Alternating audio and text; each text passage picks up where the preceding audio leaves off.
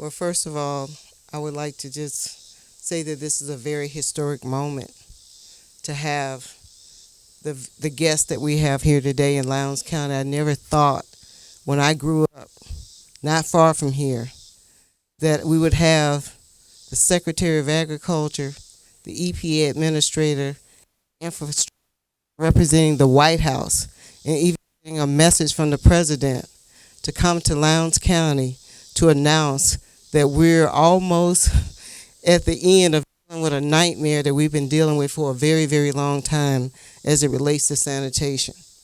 And I'm very, very thankful that Aquila Grant opened her home to us today so you can see firsthand what she and her family and so many other families who are afraid to come out and talk about what they deal with as it relates to straight piping. So again, all I can say is thankful for this moment and for the announcement what we are going to see in terms of the case study to address wastewater and sanitation issues, not only here in Lowndes County, but throughout the United States. Because when I started doing this work, people didn't even acknowledge that there was a sanitation problem in the United States. They thought this was somewhere else. But I am so glad that the Biden administration, the Biden-Harris administration, has come together to help us find a remedy. Thank you so much. Well, actually, our thanks is to you and Mrs. Grant for putting a spotlight on a problem that shouldn't exist in America today, shouldn't have existed in America at any time. We are a nation that shouldn't allow this to happen. The administrator and I understand and appreciate we've got a responsibility, and we made a pledge to these folks today that we're going to begin the process of making this right. And that involves a unique partnership. The president has instructed us and directed us to solve this problem, Catherine, because you have alerted him to the challenge. To do it requires a number of things. It requires, first and foremost, an understanding of what works in the community. So this is not a situation where Washington's going to come in and tell you all what you need. It's a situation where you're going to let us know what works. So we're going to work on the ground up, utilizing the technical assistance that we can provide at USDA with EPA's assistance and help.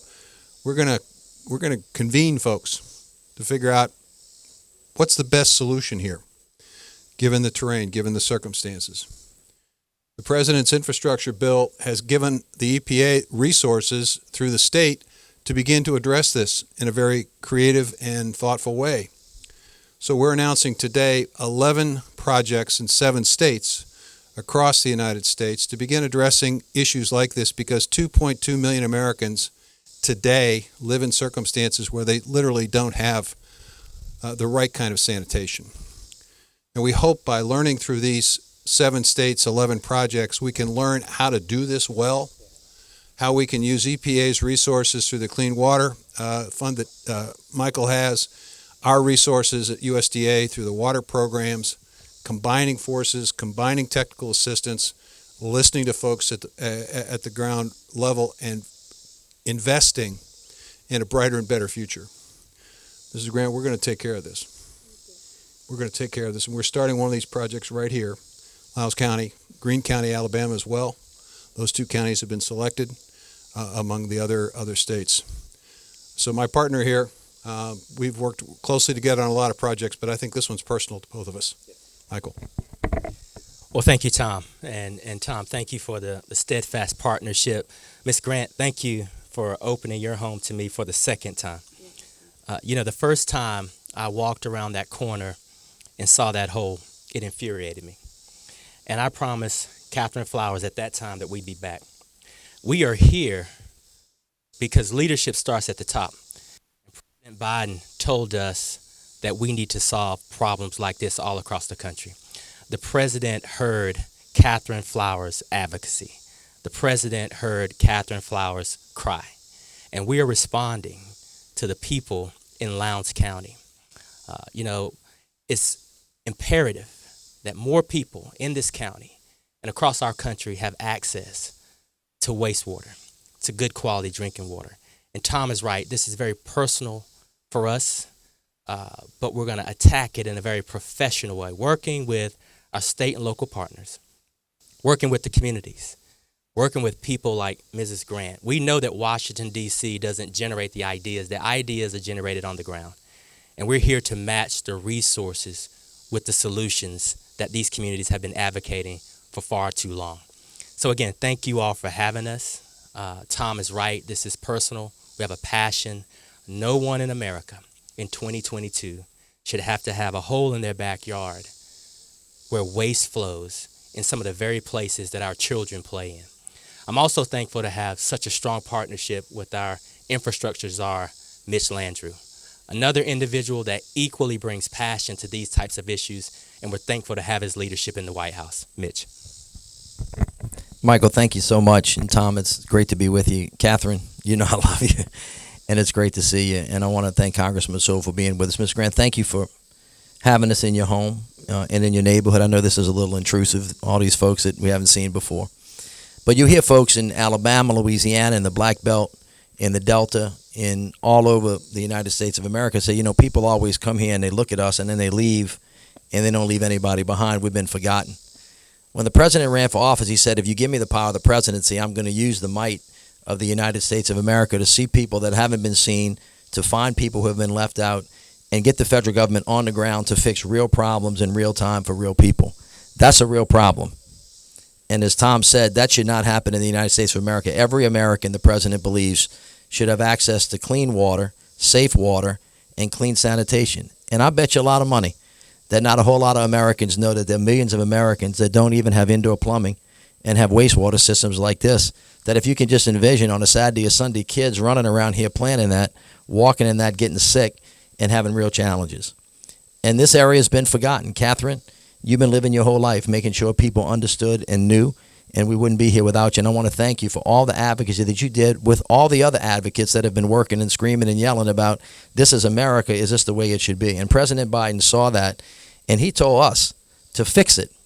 And Tom is right, that we don't have all the answers in Washington, D.C., but I'll tell you what, this bipartisan infrastructure law put the money in the bank, much of which has gone to the governors of this country, and some of which, and he leave it up to us to get down on the ground and figure out what the real problems are, what the real solutions are, so that Americans can have the basic right of just having clean water and indoor plumbing. You would think that in the third decade of the 21st century, this is a problem that we can fix. The president directed us to do it. We would not be here without his leadership and his guidance. Ms. Grant, I want to thank you for having the courage to just let us come be in your presence. And again, one more time, Catherine, I know that you've been doing this for a long time, and this problem just isn't in rural Alabama. It's all across America, and it's a problem that we all have to see, all have to fix. The president told us to get it done, and we're going to work together. What you see here today is the federal government. You're going to have state folks that are here. You have folks that live in on the ground, and then you have folks that have been working in the private, not-for-profit sector to try to figure out what the answer is to that problem, because there is an answer, and it's something that we can do, and we're going to get it done. So thank you so much for having us today again, and we're going to make this happen.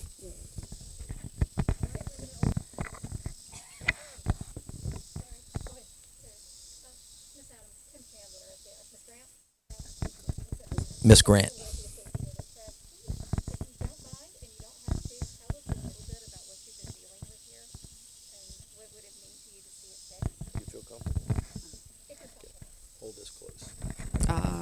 Just pumping it out every day. And I thank Catherine so much for helping. And I thank you guys. And just to see this get fixed, it'll be thankful for me.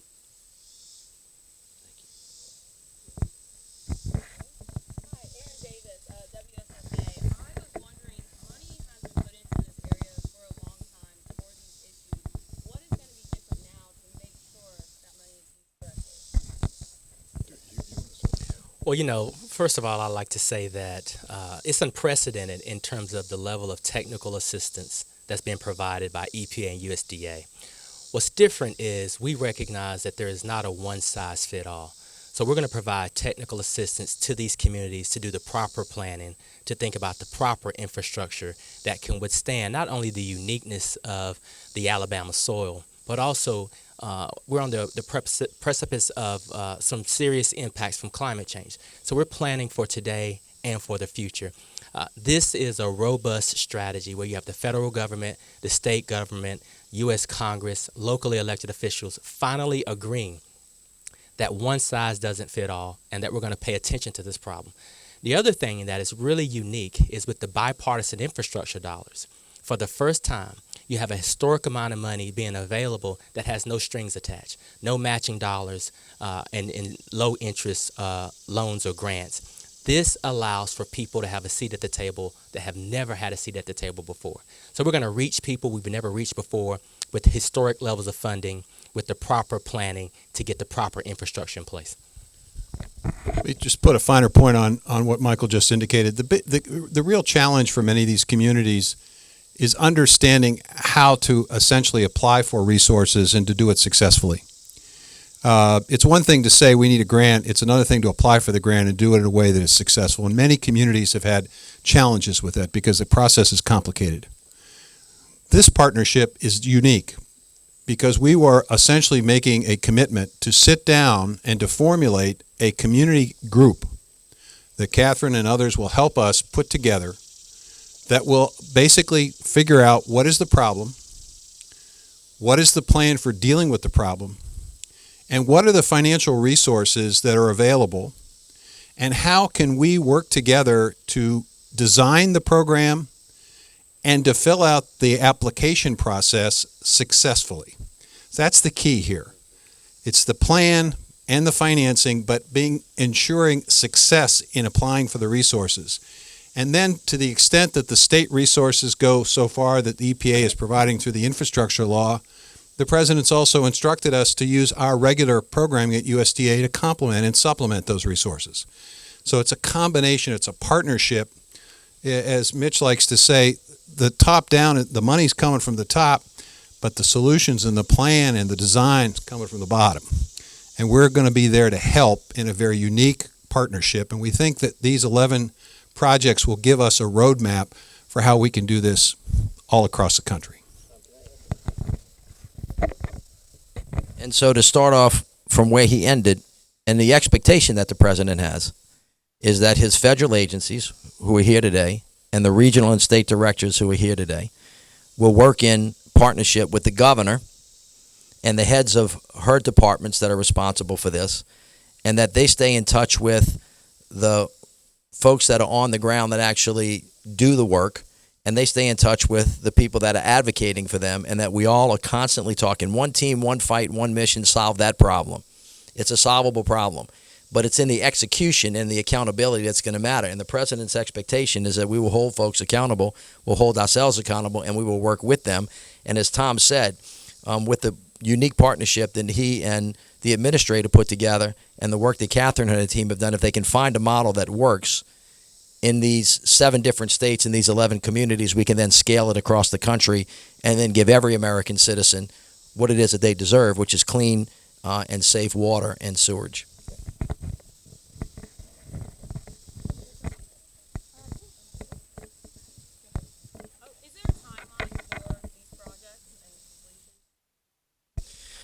Well, it's over $2 million, and we think that is a very, very low estimate. Is that fair, Catherine?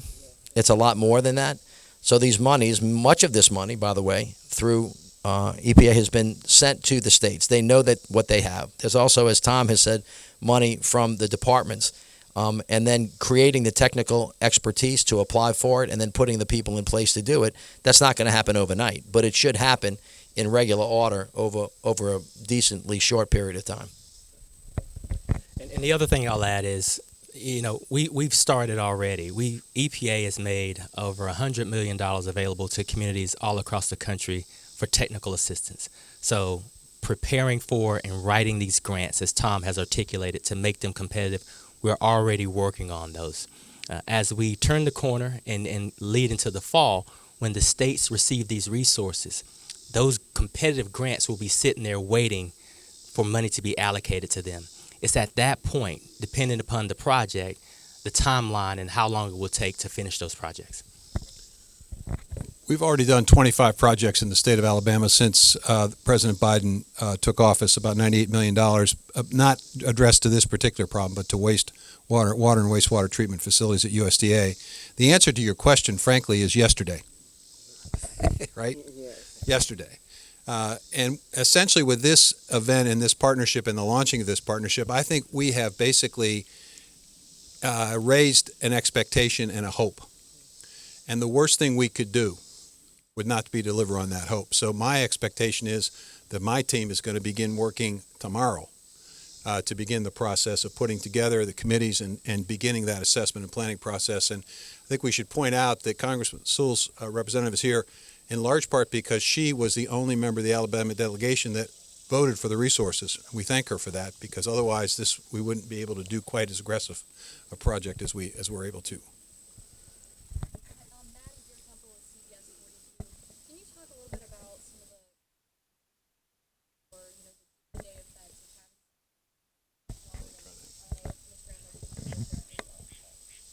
Well, we actually did a study in 2017 with Baylor's National School of Tropical Medicine where we found hookworms, strongyloides, and other types of parasites that are associated with raw sewage. And we used PCR technology. At that time, it was cutting edge, actually so much so that there were people in the state that thought that it was not valid because of the PCR technology. But in hindsight, everybody sees that it's the gold standard even now for determining whether or not people have COVID.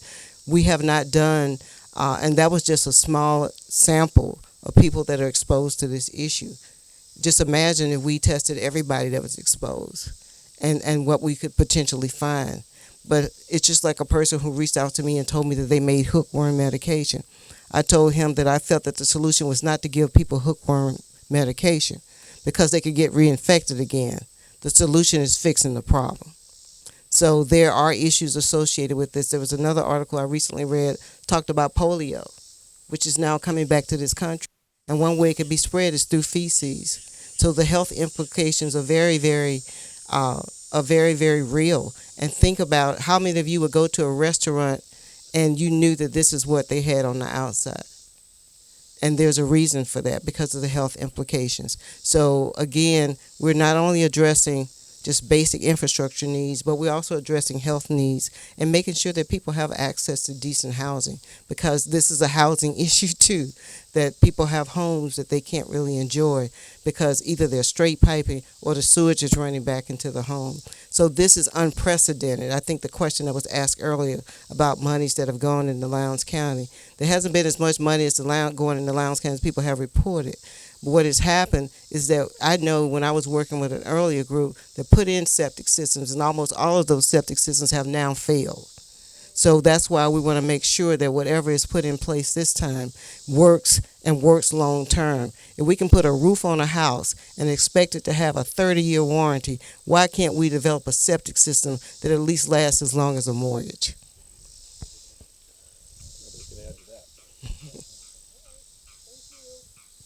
Thank you, everybody. Thank you.